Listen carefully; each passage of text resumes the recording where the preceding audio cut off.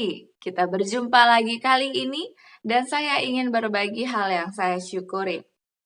Tuhan menciptakan kita manusia begitu indah dan salah satu organ kecil yang jarang kita perhatikan yaitu hidung. Hidung kita ini selain berfungsi untuk bernafas, ternyata apa yang kita hirup itu juga yang kita rasakan. Otak kita akan memberikan rangsangan. Hidung kita ini juga ternyata sangat berpengaruh dalam menghasilkan suara. Semakin kuat udara yang kita hirup, maka semakin besar juga volume suara yang dapat kita hasilkan.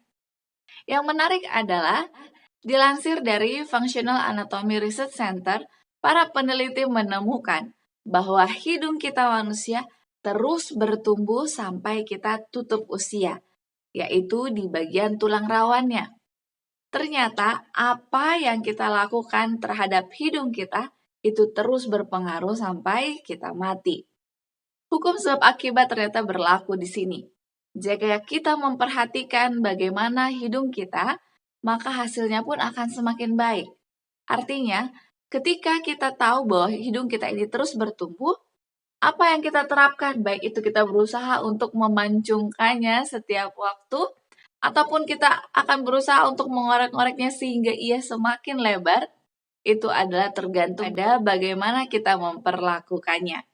Karena organ lain berhenti bertumbuh, tetapi tulang rawan pada hidung itu terus bertumbuh. Makanya seringkali kita melihat bentuk hidung orang-orang, ada yang dulu mungkin kita lihat bentuknya masih manis, tapi lama-kelamaan semakin melebar ataupun semakin besar. Karena terus bertumbuh. Itulah juga sebabnya para orang tua zaman dulu, biasanya anak-anak kecil diarahkan agar hidungnya sering ditarik-tarik, bukan karena mitos biasa, tapi memang itu dapat mempengaruhi pertumbuhannya. Inilah hal yang saya syukuri, bagaimana Tuhan juga mengajari kita untuk memperhatikan hal-hal yang kecil. Jika saya ingin mendapatkan hasil yang baik, tentunya saya juga harus bersikap memperlakukan sesuatu dengan baik. Inilah hal yang saya syukuri. Mari kita terus memiliki alasan untuk bersyukur. Kita mulailah dari hal-hal yang sederhana, yaitu hal-hal yang kecil. Karena hal-hal yang kecil dapat memberikan kepada kita makna yang besar dalam kehidupan. Baiklah, judul bacaan renungan bagi kita hari ini 21 September ialah kita diciptakan untuk melakukan perbuatan baik. Ayat intinya tertulis di dalam Efesus 2 ayat 10. Karena kita ini buatan Allah diciptakan dalam Kristus Yesus untuk melakukan pekerjaan baik yang dipersiapkan Allah sebelumnya. Ia mau supaya kita hidup di dalamnya. Penjelasannya, ada kemungkinan pekerjaan yang harus engkau lakukan untuk Yesus yang tidak pernah engkau mimpikan. Seorang Kristen adalah pria seperti Kristus, seorang wanita seperti Kristus yang aktif dalam pelayanan Allah, yang hadir pada pertemuan sosial, yang kehadirannya akan mendorong orang lain juga. Agama tidak terdiri dari karya, tapi agama bekerja, itu tidak pasif.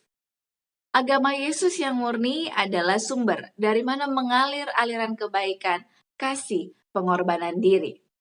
Dengan kasih Kristus di dalam hati, bibir akan mengucapkan pujiannya dan mengagungkan namanya. Akan ada tekanan pada jiwa yang dipenuhi dengan kasih Kristus. Putra dan putri Allah menunjukkan bahwa mereka berasal dari surga.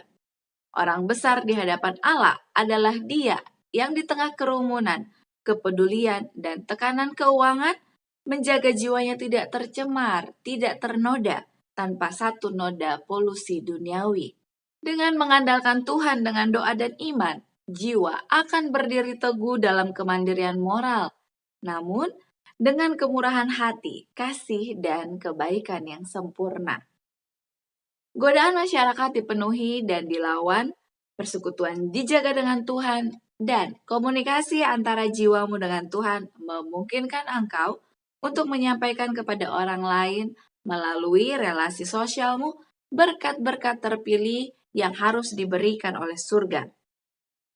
Keadilan yang tepat dan tidak memihak akan terlihat dalam semua urusannya, tetapi tugasnya tidak berakhir di sini.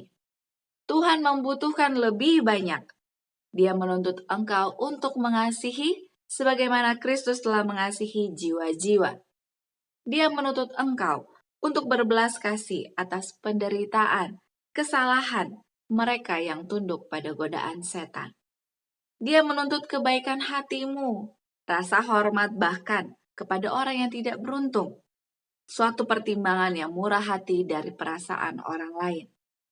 Engkau harus mengatur pergaulanmu dan berurusan dengan dunia, sehingga engkau beroleh kesejahteraan, damai yang suci, sementara engkau meninggalkan suatu catatan tentang teladan yang saleh.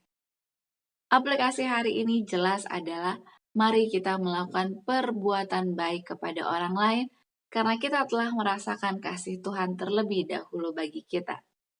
Dan ini menjelaskan, setiap umat pilihan Tuhan diciptakan memang untuk tujuan perbuatan baik. Sehingga orang-orang Kristen yang melakukan hal ini menampilkan karakter surga. Slogan kita awali hari ini dengan renungan pagi. Mari kita bersatu di dalam doa. Kita berdoa. Bapa kami yang baik, selamat pagi. Terima kasih banyak Tuhan kembali menganugerahkan kepada kami hari yang baru. Dan di awal hari ini, ketika Tuhan berbicara, kami diingatkan kembali untuk selalu melakukan perbuatan baik. Karena itulah tujuan Tuhan menciptakan kami. Kami harus memberikan simpati, rasa belas kasihan kepada orang lain. Dan biarlah dengan melakukan hal itu, orang-orang lain turut merasakan kasih Tuhan. Dan mereka pun memuliakan Engkau dalam segala sesuatu. Terima kasih banyak Tuhan, Engkau terus menegur kami, memberikan kami nasihat, agar kami tetap berada di jalan Tuhan. Mohon berkatilah kami sepanjang hari ini, dan kiranya juga Tuhan berkenan mengampuni pelanggaran kami. Di dalam nama Yesus kami berdoa. Amin. Terima kasih banyak, mari kita berjumpa kembali esok hari. Dan mari kita juga menjaga kesehatan kita dan kita gunakan untuk pekerjaan Tuhan. Sampai jumpa, Tuhan memberkati. Amin.